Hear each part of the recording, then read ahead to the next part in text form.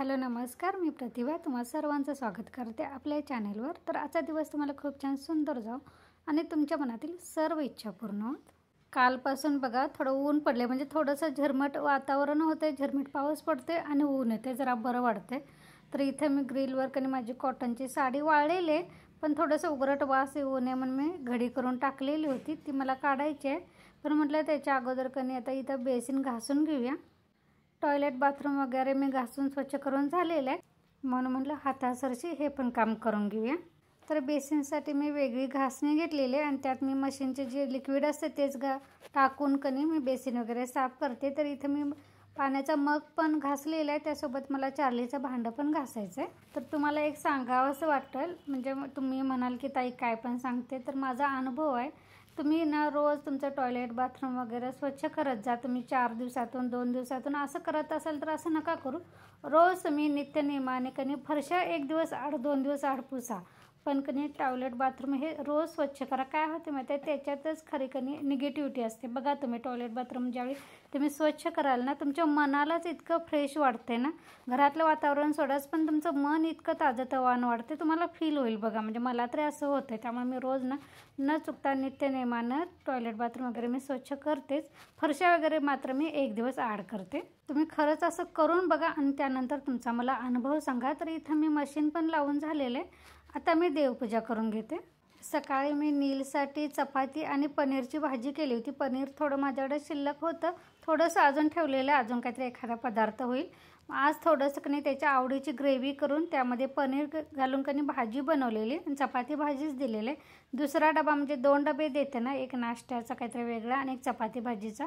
तर आज चपातीच जास्त घातलेले। त्याचं कसं माहिती आहे, त्याच्या आवडीची भाजी झाली ना, पनीर झालं की तो दोन्ही वेळा पनीर खाऊ शकतो, मग त्याला चपाती खायला काय प्रॉब्लेम नाही। म्हणजे सकाळी पण चपाती पनीर खाऊ शकतो, दुपारी पण चपाती पनीर खाऊ शकतो। म्हणून मी चपाती जास्त केलेली दिली आणि पनीरची भाजी दिली, वेगळा नाश्ता काय केलेला नाही। पण आम्हाला आमच्यासाठी पण एक भाजी करायची, ती मी डाळ कांदा करणार आहे। तर इथं माझं झाडू देवपूजा वगैरे झालेले, आता मी कनी नाश्ता बनवत आहे। पोहे बनवते। पोहे कनी बरेच महिने मी बनवलेच नाहीत। खरं तर बनवणार नव्हती, कारण नीलच्या बाबांना पण मी चहा चपातीच दिली होती, पण मी फक्त चहा घेतला होता आणि म्हटलं जाऊ दे, प्रत्येक वेळी कनी मला आज खायची इच्छा झाली होती, पण प्रत्येक वेळी काय व्हायचं, जाऊ दे एकट्यासाठी कशाला, बाकीचे काय कोण एवढं पोहे आवडीनं खात नाहीत, मग राहू दे असं व्हायचं।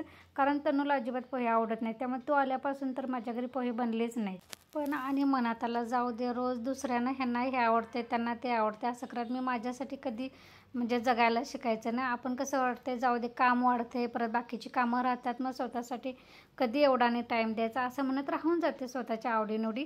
तर ताईनं असं नका करू, मी आज ना मला पोहे खायची इच्छा झाली तर म्हटलं जाऊ दे, बाकीची आता माझी कामं थोडीशी आहेत बाकी, ती म्हटलं मी नंतर करेन, अगोदर पोहे बनवेन तेवढे छान आणि चहा घेईन आणि चहा पोहे खाल्ल्यानंतर मग मी बाकीच्या कामांना सुरुवात करेन। तर इथं म्हणून मी कनी माझ्या एकटीसाठीच बनवणार आहे, म्हणून छोटीशीच कढई घेतलेली आहे। त्यामध्ये मी तेल टाकलेलं आहे, हिरव्या मिरच्या मी भरपूर टाकलेलं आहे, कारण थोडंसं तिखट झणझणीत पोहे होऊ देत म्हणून।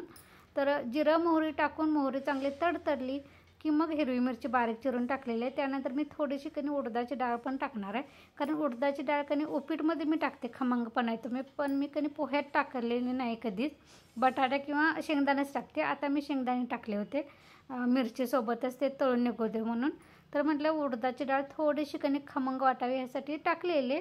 हे बघा, आपण पदार्थ बनवणार त्यामुळे कधी कुठली वस्तू टाकायची आपण कधी कधी ठरवून टाकलेली बरी असते, कारण ती टाकल्यानंतर कसं लागते ना ह्याचा आपल्याला अनुभव पण येतो। दुसरं कोणी टाकत नाही म्हणून आपण असं का करायचं असं नाही, आपल्याला जे मनात वाटते ना ते टाकून बघावं, कारण आपल्याला तेवढं तर ज्ञान असतंच की।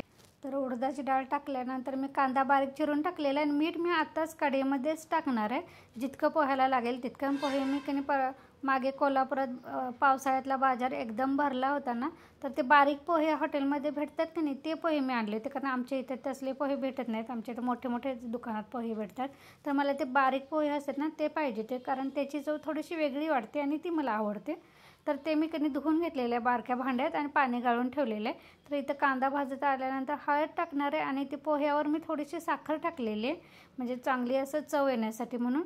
तर हे कांदा वगैरे भाजून झाल्यानंतर पोहे टाकणार आहे आणि त्यावर माझ्याकडे लिंबू पिळायला पाहिजे होता, पण लिंबू का अजून मी बाजार केलेला नाही, त्यामुळे लिंबू होतं ते संपलं, कारण नीलला कसं ह्याला त्याला तर सवय लागत आले की शाळेला जाताना सरबत बनवून नेत होतं छोट्या बॉटलमध्ये।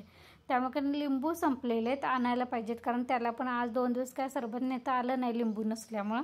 पावसाळा जरी असला ना तरी पोरांना दुपारचं असं खेळून गरमी असं वाढतेच आणि मग त्यावेळी काहीतरी गार पिऊ वाटते, म्हणून मग ते सरबत घेऊन जाते. मी पोहे बनवताना माझ्या मनात काय येत होतं माहिती आहे, मी बरेच म्हणजे पहिल्यांदाच माझ्या मते मला काय खावंसं वाटते ते मी बनवून घेते.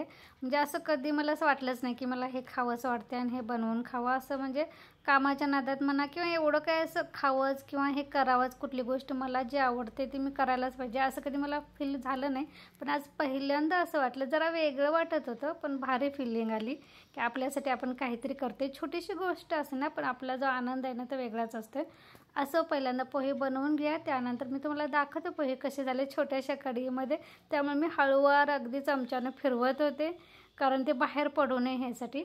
तर वरून कोथिंबीर घातलेली आहे, लिंबू काय माझ्याकडं नाही आहे, त्यामुळे मी थोडंसं घेते, थोडंसं कधी नीलच्या बाबांना ठेवते. चुकून जर आत आले तर म्हणणार एकटीच खायला लागलीस काय, पण बिचारायला नवरा आहे शेवटी, खायला द्यायलाच पाहिजे ना.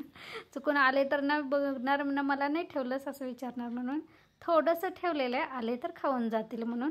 तर आता चहा पहिल्यांदा ठेवूया. मला तो दुधाचा चहा अजिबात आवडत नाही, म्हणजे दूध घालायचं, दुधात साखर, चहा पावडर घालून उकळतात ना तसा चहा मला अजिबात आवडत नाही. मला पाण्याचा चहा आवडतो. म्हणजे दूध घालते पण पहिल्यांदा पाणी, साखर, आलं भरपूर घालायचं, चहा पावडर घालायचं, उकळी येऊ द्यायची, त्यानंतर दूध घालायचं आणि दूध घातल्यानंतर 1-2 मिनिट बारीक गॅसवर छानपैकी असं शिजवत ठेवायचं. असं घट्टसर मला चहा आवडतं.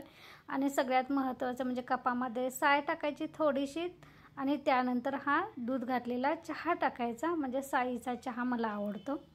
रोज मी साय घालून नाही घेत, पण कधी कधी चांगला वाटतो, रोज रोज नको वाटतोय. अजून माझी थोडीशी बेसिनमध्ये भांडी पडलेली आहे. त्यानंतर मला डाळ कांदा करायचा आहे. चपाती वगैरे मी सकाळीच करून घेतलेले. ओटा पुसायचा आहे, तुम्हाला दिसलंच असेल बारीक बारीक सगळं ओट्यावर पडलेलं आहे, ते पुसून घ्यायचं. मशीन लावून झालेलं आहे, कपडे उन्हात घालायचे, एवढी कामं माझी बाकी आहेत आणि माझं हे निवांत चाललेलं आहे. चला आपण आता नाश्ता करूया. या तुम्हीच पण माझ्यासोबत चहा आणि पोहे खायला. कोणाकोणाला पोहे आवडतात ते नक्की सांगा. थोडंसं तिखट झालं होतं कारण मिरच्या जास्त घातल्या होत्या, पण चहासोबत भारी लागलं. तर मला चहा पिताना थोडंसं काहीतरी मी मोटिवेशनल स्पीच ऐकते, नाहीतर काहीतरी लिखाण मोबाईलमध्ये असतंच ना, तर तसं मी वाचत बसते. तुम्हाला मी मोबाईलच्या आतमध्ये मी काय म्हणतात त्याला, काय म्हणतात तो, वॉलपेपर, हां वॉलपेपर म्हणतात. तर हे बघा, मला वरच्या वॉलपेपरवर मी महादेवांचा फोटो लावलेला आहे. त्यानंतर आतल्या वॉलपेपरवर मी कधी गणेशाचा फोटो लावलेला आहे, तुम्हाला दाखवते. हे बघा, तर हे 2 माझे वॉलपेपर आहेत. चला मी आजचा व्लॉग कधी इथेच बंद करते. पुन्हा भेटू नवीन व्लॉगमध्ये. हां, आणि तुम्हाला जर माझा आजचा व्लॉग आवडला असेल तर लाईक, शेअर आणि सबस्क्राईब करायला विसरू नका. धन्यवाद.